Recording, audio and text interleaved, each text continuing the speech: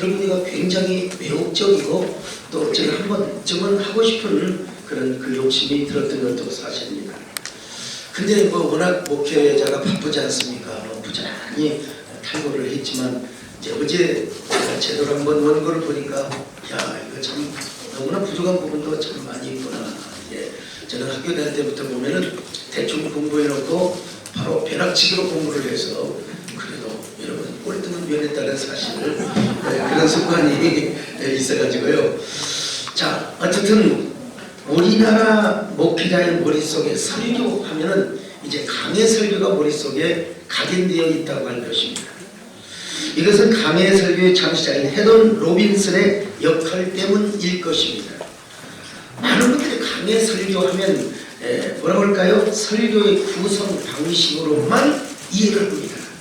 예컨대 성경을 어떻게 해석할 것인가,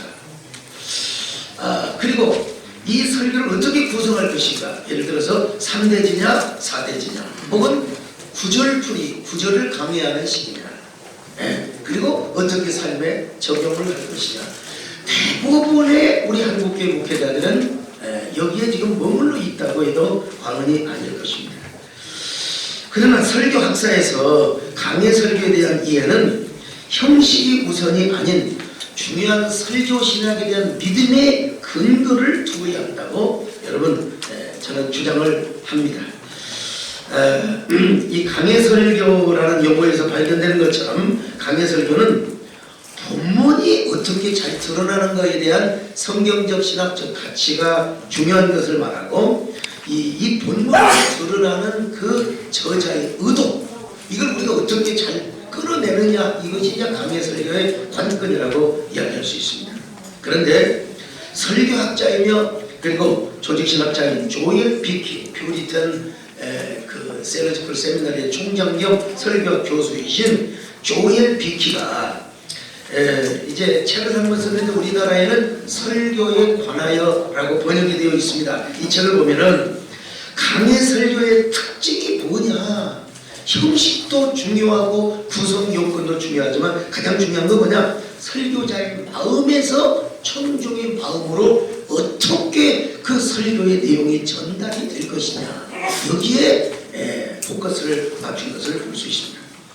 그러므로 설교는 구성의 방식도 중요하고 콘텐츠, 여러분 정말 중요하죠. 우리가 복음을 전해야지 무엇을 전해야 되겠습니까? 근데 이 못지않게 중요한 것이 바로 전달 방식이다.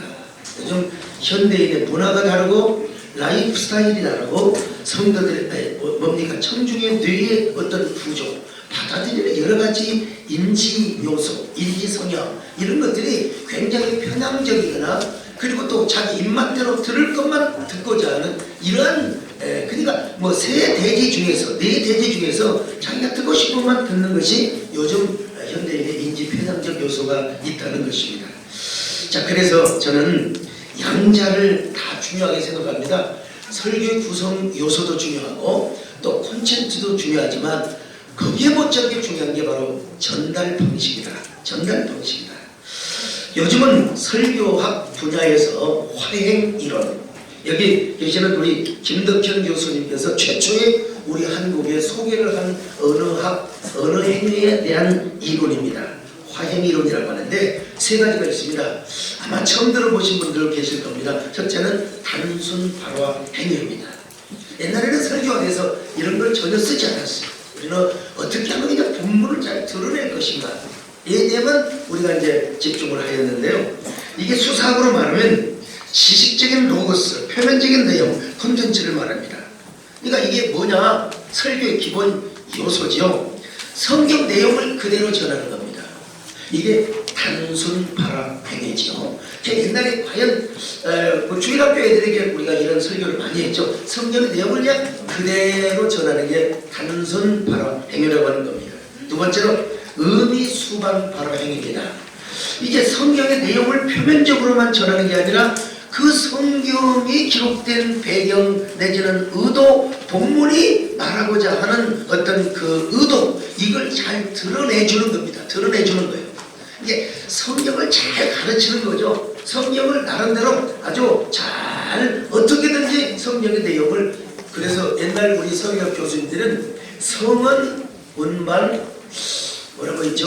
성은 원반 행위 그랬던가요? 그래서 하나님의 말씀을 전달하는 그 행위가 가장 거룩하다.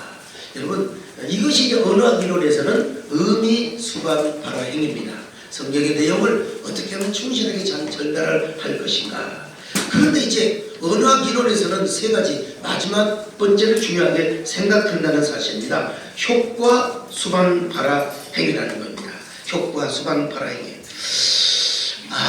이제 성경을 아무리 잘 전해도 거기에 대한 피드백이 있어야 될 거 아니겠습니까? 막 손수건을 적시고 울든지 아니면 그냥 뭐 일부러 뭐 개그 콘서트를 하려고 개그를 하는 건 아니지만 그 성경 내용이 너무나 재밌어가지고 소위 말하면 그냥 환장을 해버리게 하든지 아니면 그냥 통곡하며 그냥 회개하는 이런 아니면 막 춤을 추면서 그래서 뭐 설교는 성령 안에서 춤추는 행위라고 하는 학자도 있습니다만은 이게 바로 뭐냐? 이게 바로 소위 말하면 효과 수반 발화 행위라는 겁니다. 설교는 적어도 의미 수반 발화 행위로만 끝나서는 아니 된다는 거예요. 효과 수반 발화 행위로 가야 된다는 겁니다. 과거에 우리 선배 어르신들은 이런 언어를 몰랐어도 다 이런 거 잘하셨습니다.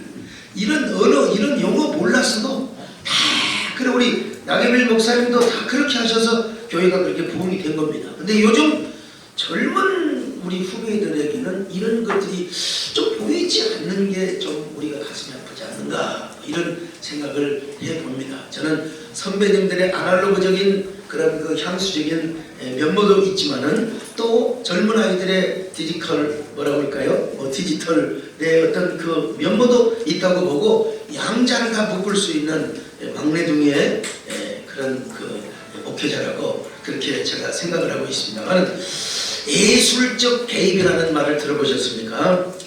예술의 어떤 그 예술적인 부분을 경영에다가 개입을 시켰더니 놀랍고 긍정적인 그런 그 변화가 일어나더라는 겁니다. 유럽에서 여러 제조 회사에서 예술인들을 해가지고 뭐 다큐를 만들어 준다든지 그 사람들과 함께 일을 하면서 대화를 하게 한다든지 그랬더니 생산의 효율성이 25%나 넘더라는 겁니다. 그래서 그래서 최근에는 이 경영자들이 예술적 경영을 하기 시작하게 된 것이죠. 저는 경영에도 예술을 개입을 시키는데 우리가 목회 현장에도 그렇지 않을까. 특별히 우리가 정말 이 설교에 있어서도 설교도 하나의 종합예술이고 목회도 어떤 의미에서 종합예술인데 우리가 예술적 개입을 시키는 것이 중요하지 않는가. 그래서 설교에도 문학이 필요한 것이고 설교에도 음악이 필요한 것이고 그리고 특별히 내러티브, 스토리텔링이 필요하다는 겁니다. 요즘 서점에 가셔서 책 제목만 보셔서도 아시겠지만 뭐 스토리 경영 이런 뭐 책들이 한동안 굉장히 많이 유행을 했었죠.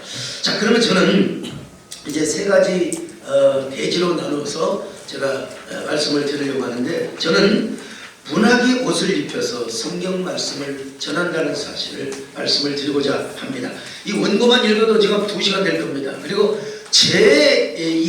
뭐라고 할까요? 제 속에 있는 것들을 끌어내기 위해서는 최하로 한 4-4시간 잡으면은 정말 저의 설교의 그 사상 또 가치 또 나름대로 스킬 이런 것들을 좀 이야기할 수 있겠습니다만은 저에게 주어진 시간 길어야 아마 35분 40분일 겁니다. 그 안에서 끝내도록 하겠습니다. 인간은 문학적 존재입니다. 인간의 역사만큼 문학의 역사는 깁니다. 심지어는 성경 자체도 문학의 옷을 입고 문학의 형식을 빌려서 기록이 되었습니다. 성경도 일종의 성문학이라고 할 수 있습니다. 그래서 옛날에 대전대학에서는 지금 한남대학이죠. 성문학과가 존재했습니다. 기독교학과에서 성문학과. 자, 그러므로 설교에는 반드시 문학성이 없으면 그건 현대인과 교감하기가 쉽지 않습니다.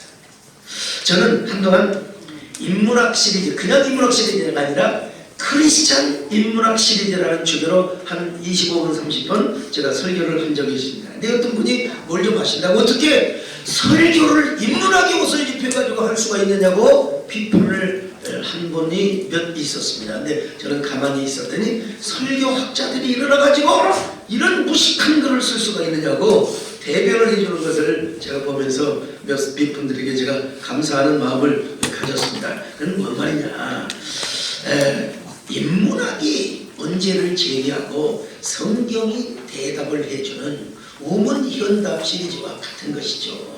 여러분, 젊은 지성인들에게 스펀지처럼 먹혀 들어가는 그런 하나의 설교 시리즈라고 할 수 있습니다.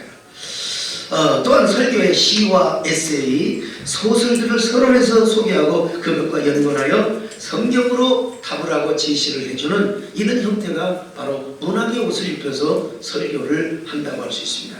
제가 여기 수많은 자료들이 있는데요, 시간상 지나갑니다. 주님의 반란에서 최고의 때가 되라. 거기에 안도현의 가을 엽서. 지금이 만약에 가을이라면 제가 이 시를 읽어주면서 바로 이 부분을 제가 한번 전개하는 것을 읽어주면 좋겠는데요. 시간이 갔고요. 시간 때문에 제가 생략을 해야 되겠습니다. 길이 끝나는 곳에서 새 길을 열라.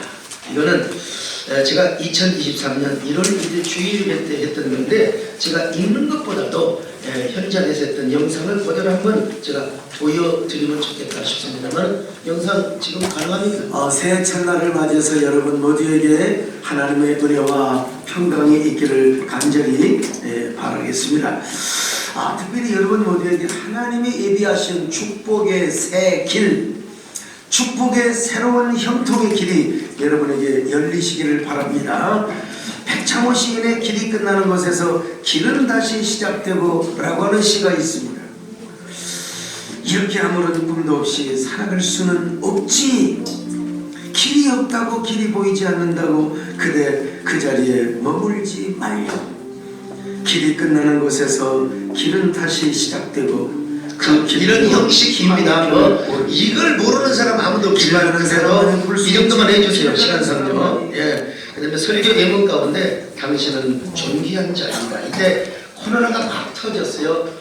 바로 2020년 3월 15일 주일예배 때 보카치오가 쓴 데카메론의 단편 소설을 제가 소개하면서, 그때 그 흑사병이 그 아주 유행일 때, 아주 창궐할 때 그들은 저 시골에 가서 저 교회에 가서 어떻게 소일거리를 삼고 어떻게 세월을 시간을 보냈는가 하는 이야기를, 단편 소설을 여기 우리 김영배 목사님 오셨네. 저번에 나오고 사이가 안 좋지만 나보다 인문학적 소양이 상당히 높은 사람입니다. 그런데 뭐 이건 칭찬이라고 할 수는 없습니다. 이게 객관적인 얘기이기 때문에. 그런데 뭡니까? 갑자기 끊기는 것 같아요. 김영배 목사님. 막 온갖 고해성사하다가 뭐 신부를 속이고 어쩌고 저쩌고 저런 얘기들이 좀 나와요. 그런데 그런 얘기를 하면서 이 코로나 상황에서도 당신이 얼마나 존귀한 자인 줄 아십니까? 라고 하는 주제로 이끌어가는 거죠. 성경에 그 시편 16편 이 땅에 성도보다 존귀한 자가 없다고 했지 않습니까? 자, 그리고 나서 또 하나를 소개한다면 베아트리체가 되어 보실래요?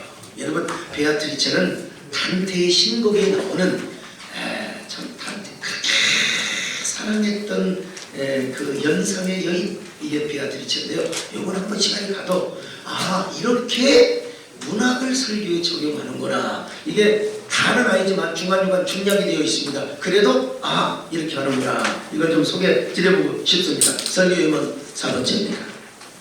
이 단테의 신곡 여러분 잘 아시잖아요. 지옥편, 연옥편, 그리고 천국편인데 이게 전부가 다 시로 되어 있어요. 전부 다 시로.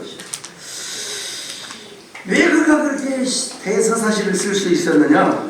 고대 로마의 대시인인 베르길루스라는 시인과 함께 여행을 합니다. 사실 이 시인은 죽었어요. 근데 그의 상상력이 그 베르길루스라고 하는 시인과 함께 어디에 갑니까? 지옥에, 연옥에, 저 천국에. 그러니까 시적인 상상력을 가지고 쫙 대서사시를 썼어요. 베르길루스와 단체는 먼저 어디로 갑니까? 지옥에 갑니다. 그 입구에 본 뒤에는 이런 글자가 써 있어요. 이곳으로 돌아오는 모든 자는 희망을 버릴 자다. 여러분, 지금은 희망이 없어요. 희망이 없어요. 사방은 갑자기 어두워지고 그 문 너머에서 끔찍한 비명소리가 들려옵니다. 그런데 거기가 지역인 줄 알았더니 연옥이었어요. 연옥은 어떤 것이냐? 지금 천국도 아니고 지역도 아니요. 내가 이제 천국으로 떨어질 수도 있고, 지역도 천국으로 떨어진다 말하는데 지역으로 떨어질 수 있고 어떻게 잘하면 천국도 갈 수가 있어요.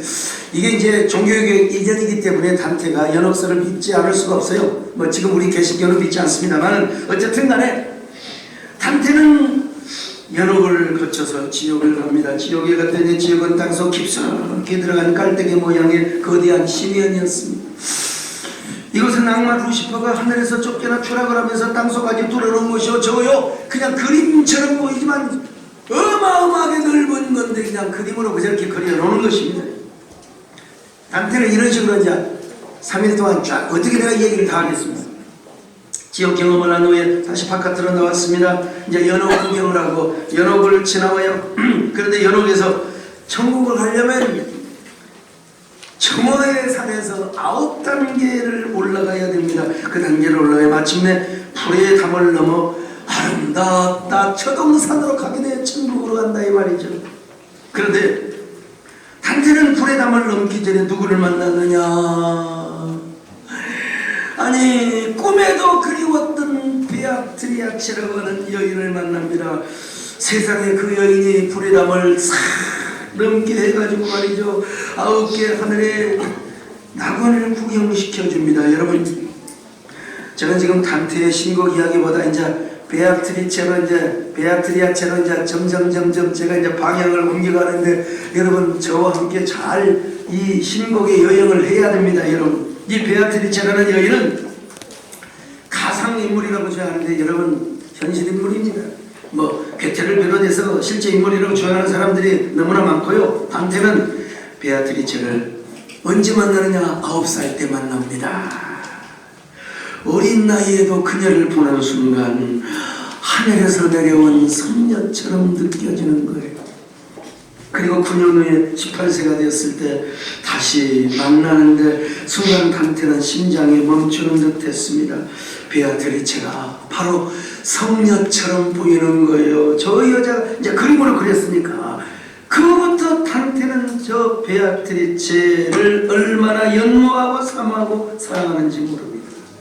단테는 베아트리체에게 완전히 끌렸어. 아니 자기가 그렇게 평생 좋아했던 여자가 성녀가 되어가지고 자기에 나타난다. 가슴이 뛰고 영혼도 떨립니다. 성스러운 사랑을 느꼈어요. 그런데 여러분 불행하게도 세상에 베아트리체는 돈 많은 은행가에게도 시집을 가버립니다. 이 단테에게도 말이에요. 그렇게 영혼이 떨리고 좋아했던 성녀인데 그런데 또 가서 행복하게 살면 또 내가 사랑했던 여자가 가서 행복하게 살면 여러분 위로가 되잖아요. 근데 가서 그 남자한테 돈 많은 남자한테 가서 시집 가가지고 2년 만에 콜레라에 걸려 죽어버려. 단테가 얼마나 상심을 했겠습니까? 나한테 시집 오지 나한테 시집 안 오더니 세상에. 그래가지고 단테는 많은 작품에서 베아트리체를 성녀로 특별히 신생이라고 하는 작품에서 성녀로 묘사를 합니다. 게다가 단테가 35살이 넘어서 망명생을 하잖아요. 그러니 베아트리체를 향한 사모함과 연모의 심정이 얼마나 짙었겠습니까? 이게요, 이 베아트리체에 대한 그 슬픔을 여러분 우리나라 가수 조용필 씨도 이 노래를 불렀잖아요. 그대 슬픈 눈에 어리는 이슬처럼 맑은 영혼이 내 가슴에 스며 들어와 푸른 샘으로 솟아버리니 슬픈 그대 베아트리체. 자, 이 정도까지만 하시면 돼. 자, 어떤 분은 좀 비판하기도 해요. 비판하기도 하는데 이 베아트리체를 쫙 소개함으로써 이제 결론은 뭐냐면 우리가 이 코로나 때에 우리 교회가 그리고 우리가 정말 베아트리체가 한번 되어봅시다. 이 세상에 지탄받고 공격받고 그냥 비난받는 우리 교회가 우리가 베아트리체가 되어서 이 단테는 당시에 종교의 이전이기 때문에 그 시대적 한계가 있었을 거 아니겠어요? 우리는 지옥 갈 사람들, 참 망할 사람들에게 베아트리체가 되어서 천국을 안내하는 교회로 안내하는 사람이 되자. 요 이야기입니다. 요 이야기를 하기 위해서 이런 베아트리체 이야기를 하게 됩니다. 제가 이제 본질이 아니면 우상이다 하는 설교를 한 적이 있습니다. 이걸 가지고 제가 영상에 보여주려고도 생각을 했는데 아무래도 이 성령중앙협의회에서 초청한 사람들은 한 3분의 1은 거기에요. 그래서 지난번에 제가 한번 한 적이 있어서 저 새끼 또 미천없으니까 저거 하는구나 하기가 싶어서 동감이 깊은 뜻이 있었으니까 우리 안종명 목사님 왜 내 책을 좀 인용해 주지 그랬느냐. 여러분 그 책은 있으니까 여러분 그것도 기가 막힌데 시간상 제가 적용하는 걸 보여주지를 못합니다. 어쨌든 이렇게 이제 문학의 옷을 입히면 정말 설교가 더 현대적이고 또 깔끔할 뿐만 아니라 복음을 더 명료하고 또 복음을 더 아주 지성적이고 또 감성적으로 잘 전할 수 있다는 사실, 이걸 제가 지금 드립니다. 두 번째는 음악의 옷을 입혀서 성경을 전합니다. 인간은 음악적 존재이지요. 음악 없이는 살 수가 없는 존재입니다. 여러분 영화에 음악이 없던가요? 음악 없는 영화 이건 아무리 대사, 서사 그리고 아무리 연기를 잘한다 할지라도 여러분 그런 영화가 될 수가 없습니다. 뮤지컬에 음악이 없어 보세요. 그 얼마나 몸이 건조하겠는가. 모세도요 하나님의 말씀을 어떻게 가르쳤느냐, 운율로 가르쳤습니다. 신명기 31장 쭉 보니까요 운율로. 그리고 하나님의 말씀을 음악으로 노래로 가르치라고 그렇게 부탁을 했지 않습니까 모세가. 자 교회사 짝으로 볼 때도 성 프란시스, 성 프란시스는 거리에 가면은 낭인들이 시장의 모든 덕마주의까지도 다 나서 엎드려 절을 하고 존경했다고 그것만 압니다. 그것만 알아요. 그리고 막 설교를 하면 막 광장의 비둘기와 산에 가면 맹수들까지도 와서 설교를 들었다는 요 이야기만 알지 정작 바로 이 성 프란시스가 어떻게 설교를 했는가에 대한 부분은 잘 몰라요. 제가 학자들을 시켜가지고 제가 여러분 학자가 아니잖아요. 문헌을 다 찾아보도록 하고 프란시스가 어떻게 설교를 했는가 봤더니 여러분 당시의 사제들은요 라틴어로 설교를 합니다. 그래서 성당에 가서 설교를 들어도 무슨 말인지를 몰라요. 그런데 성 프란시스는 시장에 가서 광장에 가서 시장 언어로 그렇다고 뭐 욕을 하는 말은 아닙니다. 이 시장 언어 내지는 문지방 언어를 가지고 다시 말하면 그들의 사투리를 가지고 설교를 했다 이 말입니다. 라틴어를 모르는 그들에게 민중에게 쉬운 언어를 썼다는 것은 우리가 충분히 인정할 수 있는 얘기지만 동시에 그 복음의 내용을 어디에 깔았느냐, 음악에 깔았다는 사실입니다. 자, 음악에 깔. 근데 그 성 프란시스가 어떤 음악을 썼느냐, 주로 일반적인 프랑스의 건전한 민요나 대중가요의 곡을 써가지고 그 곡에다가 개사를 해서 복음을 전했다고 하는 사실입니다. 다는 아니지만 우리 문성모 총장님 보셨네요. 그러니까 다는 아니지만 성 프란시스가 이렇게 하면서 복음을 전했을 때 얼마나 많은 이런 그 군중들이 눈물을 흘리고 이 일을 고깝게 볼 사람들이 누굽니까? 고깝지 않게 볼 사람들이 바로 사제들입니다. 그래서 저 성 프란시스를 파면시켜야 된다고. 그렇지만 여러분 그때 이노센트 3세라고 하는 교황이 사제들을 설득을 시켜서 아니다. 우리가 못하는 복음을 성 프란시스는 저렇게 전하고 있다. 그러면서 탁발 수단, 다시 말하면 그게 뭐죠? 프란치스코 탁발 수단을 만들어 줍니다. 이 교회사를 보면 이런 그 일들이 있는 걸 봅니다. 자, 그러면 존 칼빈은 어떻게 했는가? 칼빈, 여기 뭐 중간중간에 뭐 칼빈이 어떻게 음악을 깔아서 쉽게 얘기하면 이런 얘기입니다. 자료를 보시기 바랍니다만, 이 칼빈 선생님 같은 경우는 이 칼빈 목회를 하면서 특별히 시편 찬송을 만드는데 그걸 시편 주내부 찬송이라고 했어요. 시편을 다 암송을 시키는데 노래로 하면 우리 알레베트기메다 이렇게 있잖아요. 그런 것처럼 저 노래 있잖아요. 그 노래로 알파벳을 외우게 하니까 지금도 잊어먹지 않은 것처럼 바로 칼빈은 주내부 찬송을 만드는데 그 작곡가가 따로 있었어요. 작곡가가 따로 있었는데 그 작곡가가 어떻게 모든 곡을 다 우리 문총장이 같은 분이 한 10명 계신 모르지만 다 할 수 없잖아요. 그래서 그때도 프랑스의 민요 건전한 가요를 갖다가 썼다고 하는 사실입니다. 뭐 우리나라에도 지금 하늘가는 밝은 길에 천부의 의지 없어서 뭐 이게 다 스코틀랜드 민요 아닙니까? 사실요. 나 같은 죄인 살리신 신자 되기 원합니다. 이거 다 흑인 민요와 이런 겁니다. 오늘날 설교 속에 예화가 있습니다. 예화가 있는데 이 예화는 두 가지 예화가 있습니다. 하나는 곡조가 있는 예화인가? 하나는 곡조가 없는 예화인가? 곡조가 있는 예화는 노래로서 하나님의 사랑과 하나님의 심판과 회개를 종용하는 그런 메시지가 될 수 있고요. 곡조가 없는 것은 여러분 저 첫째 예화는 성경 얘기가 아닙니다. 세상에서 있었던 이야기입니다. 저는 여러분 언젠가 그 호세아라는 설교를 하면서 여러분들 뭐 비판을 하셔도 좋습니다. 안 하셔도 되는 것이니까 저는 이렇게 할 때 어마어마한 사람들이 회개하고 놀라운 그 청중의 반향을 일으킨 것을 제가 볼 수 있었습니다. 자, 호세아에서 너희들 나는 너밖에 없다. 나에게 돌아와라. 이런 메시지를 하다가 제가 한번 계산한 적이 있어요. 제가 어차피 저를 개방하는 시간이니까요. 자, 한번 보여주세요. 바알과 행음하는 이스라엘 백성들에게 그래도 마지막으로 돌아와 제발 이스라엘아 나에게 돌아오기를 원한다. 내가 너희들을 얼마나 사랑하는 줄 알고 이토록 나와요. 너희들만 짝사랑을 하게 한단 말이냐. 돌아와라.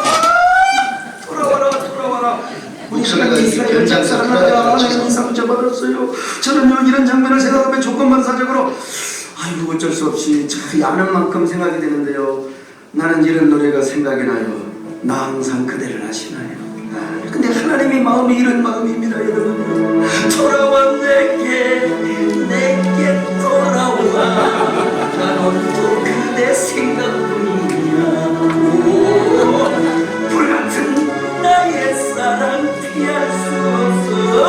그대여 내게 돌아와요. 자, 여러분 복음을 전하는 겁니다. 복음을 전하기 위해서. 그럼 이렇게만 하느냐?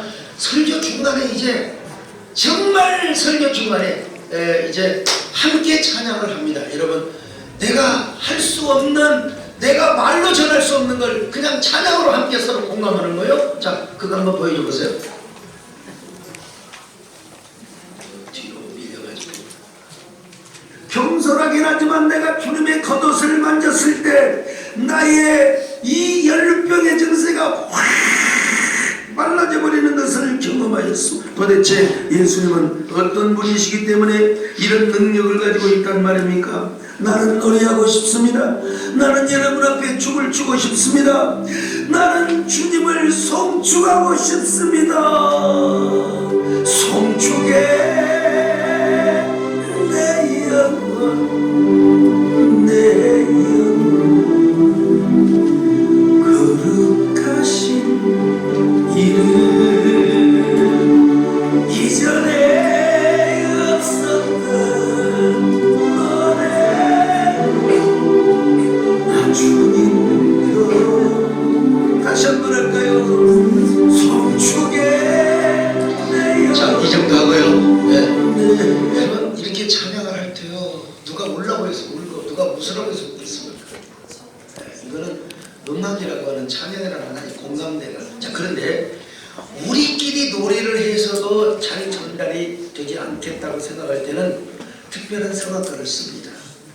자, 어떤 대목이냐면 혈루병 걸린 여자가 고침을 받아서 이제는 주의 옷자락을 붙잡고 난 주님만 사랑하고 주님만 섬기며 살아가겠습니다.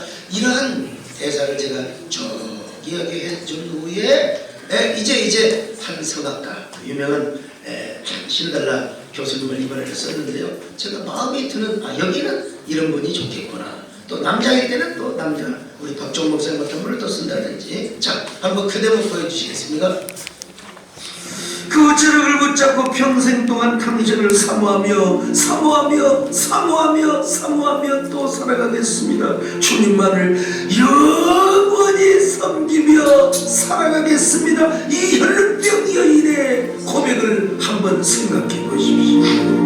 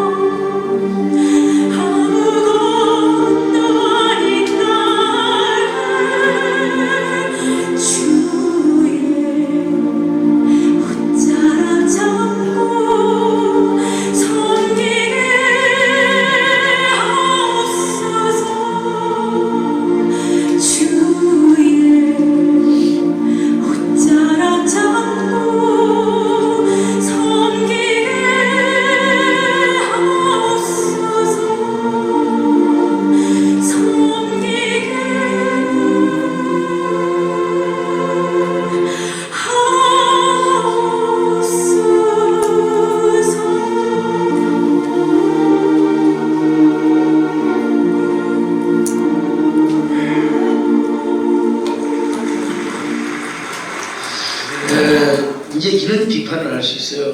당신은 교회가 크니까 여러 인적 재원이 있으니까 저는 개척할 때부터 이렇게 했습니다. 이게 저는 이런 마인드가 있어서 저렇게 할 수는 없었지만 그 하나님의 사랑 이야기, 삭개오의 회심할 때 그 예수여 이 죄인도 용서받을 수 있나요?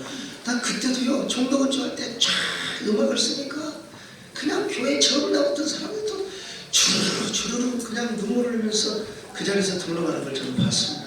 제가 이게 경험이 있고 그 개척기 때부터 하나님의 사랑 성탄절에 쫙 그 별을 넘어 이 낮고 낮은 이 땅에 예수님 오신 얘기하면서 탁 하면은 벌써 반주 나오고 앞자리에 대기하고 있다가 비록 개척교회지만 그 크신 하나님의 사랑 말로 다 할 수 이 찬양을 들으면 그때는 그때대로 그 공동체 안에서 거룩한 영적 역설적 무모한 아주 그냥 임프레시브한 감동 공동체가 되는 것을 제가 보았습니다. 이게 이제 축적이 되고 축적이 돼서 자, 이런 마인드를 갖자는 겁니다. 마지막입니다. 성경을 이야기로 전한다. 원래 성경은 이야기고 사건이었습니다. 근데 모세 때부터 와서 그 이야기가 구전으로 내려갔던 것을 단문으로 이렇게 기록이 되어 있죠. 오늘 우리 받고 전달하는 사람은 분석도 중요합니다. 분석도 중요하지만 그 분석을 함으로써 어떻게 원래의 이야기, 아브라함과 이삭의 장막에서부터 쭉 전해 내려온 구전의 이야기의 형태로 어떻게 구성할 수 있는가, 어떻게 하면 재구성할 수 있는가, 이게 저는 진짜 설교 행위고, 그리고 그것이 성령 안에서 춤추고 성령 안에서 함께 정말 기쁨을 나누는 설교라고 생각합니다. 이게 되어지면은 전달은 저절로 되게 되어 있습니다. 오늘날 대부분 뭐 3대지냐 5대지냐 이 대지를 초월하는 시대가 이제 지났습니다. 과거에 아주 우리 옛날 선배님들은 대지는 3대지에서 또 대지에서 또 3소지가 나오고 뭐 이런 설교, 요즘은 그런 거 골아파서 대학 교수들도요 딱 듣다가 듣기 싫은 분도 딱 가만버립니다. 시대가 그런 시대예요. 그래서 요즘은 원포인트 물론 3대지가 나올 수 있어요. 그러나 그거는 반복이고 정칭일 뿐이지 그걸 쪼개고 나누어서 설명하는 그런 3대지가 아니라는 거예요. 원포인트, 그리고 판을 깝니다. 어떻게 판을 깝니까? 스토리라는 판을 깔아요. 판을 깔고 여기 우리 이제 저하고 완전히 스타일이 다른 우리 김상환 우리 김영호 목사님 계십니다. 저분은 철학을 공부하셔서 철학적이고 사변적인 설교를 했어요.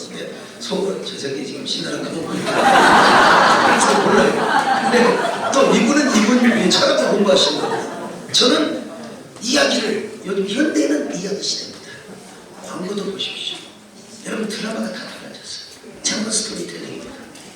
여기 뭐 사도 바울에 대해서 특별히 제가 뭐 BA, GD 사전의 편집자인 프레드릭이라든지 이거 머스케포노이스 장황한 자료는 여기 자료에 다 있습니다. 결국은 바울도 연기적 복음을 전하지 않았을까, 무대의 연기자처럼 그렇게 복음을 전하지 않았을까 하는 학자들의 주장을 그대로 실어 놓은 것입니다. 심지어는 천막 제조자 역시 이게 바로 뭡니까? 스케포노이스라는 말인데, 이게 바로 천막 제작자 역시 무대의 소품을 만드는 직업으로 해석을 해야 된다고 주장하는 학자도 있어요. 이거 내 얘기가 아니라 오늘날 이런 앞서가는 학자들의 이야기인데요. 그래서 바울도 이렇게 철학적으로 스토이고 철학자들과는 철학적으로 복음을 전하기도 했지만, 고린도 같은 경우는 원형 경기장이 있고 막 그래서 그런 분야에서 아마 좀 광대적인 길거리에 다니면서 막 약간 그런 뭐라고 할까요? 버스켓이라고 합니까? 이런 것처럼 하면서 우리 바울이 복음을 전하지 않았을까, 이렇게 주장하는 학자들도 있다는 사실을 말씀을 드립니다. 어쨌든 칼빈 얘기도 자료를 다 보시고요. 저는 어릴 때부터 철학적인 그런 분위기에서 자라는 게 아니라 어릴 때부터 이야기 속에서 자랐습니다. 할머니가 그리고 또 누나가 전해주는 효자 이야기 여러분 기억하십니까? 어머니가 그냥 병들어 죽게 돼요. 근데 그 죽은 여자의 다리를 잘라가지고 솥에서 삶아 먹이면 낫는다고. 그래서 공동묘지에 효자가 어느 여자의 부담을 파가지고 그냥 도끼로 다리를 잘라가지고 오는데 하얀 소복을 입고 머리를 풀고 한 다리를 가지며 뭐요? 내 다리 지내가지고 쉬겠지 얘기해주는 얘기했습니다. 그러면 막 할머니가 얘기해주는데 어린아이가 순수해가지고 저 이불 속으로 들어가고 대다리 그런데 아침에 일어나서 그 솥뚜껑을 열어보니까 바로 다리가 아니라 산삼이었다. 이거나 말거나 그런 얘기 있었잖아요. 저는 이런 문화 속에서 자랐기 때문에 저는 이야기가 굉장히 중요하게. 여러분 혹시 우리 또래에 대해서는 여러분 손오공을 모르는 사람 없을 겁니다. 손오공 아십니까? 김상훈 목사님. 철학적인 분은 몰라요. 저는 손오공의 노래도 합니다. 여러분. 오색의 구름을 타고 18,000리 하늘의 구름을 엮는 랄랄라 손오공. 이게 TBC 옛날에 그 동양방송에서 연속하게 머릿속에 박혀있어요. 여러분 손오공의 주문을 외우십니까? 오랑바리바라 부타라가 야야야야야 이런 상황 속에서 제가 자랐기 때문에 저는 이런 면이 있다는 걸 좀 알아주시기 바라고요. 어쨌든 간에 요즘 교리나 신학은 우리가 교리 강의나 이런 건 성경 공부 시간에 하는 것이고 설교는 신학이나 교리만을 이야기해서는 아니 됩니다. 또 그렇다 하더라도 그걸 스토리텔링으로 잘 판을 짜서 그리고 거기에 예수 그리스도라는 복음의 핵심을 넣는 것이 오늘의 대세라는 것이죠. 그래서 원포인트와 그리고 판을 가둔 스토리를 전개하며 그리고 성경의 진리를 다른 것과 대조해서 모순 기법을 통해서 플롯을 구성해서 실마리를 성경으로 복음으로 제시하는 이것이 바로 이야기를 통해서 복음을 전하는 것들입니다. 나머지 이야기들은 자료를 살펴보시기 바라고요. 아무리 더 좋은 내용도 저는 강의를 좀 잘한다고 생각합니다. 사실 그런데 아무리 좋은 강의를 하더라도 시간이 지나가면 주의를 짓는 겁니다. 여기서 마치겠습니다.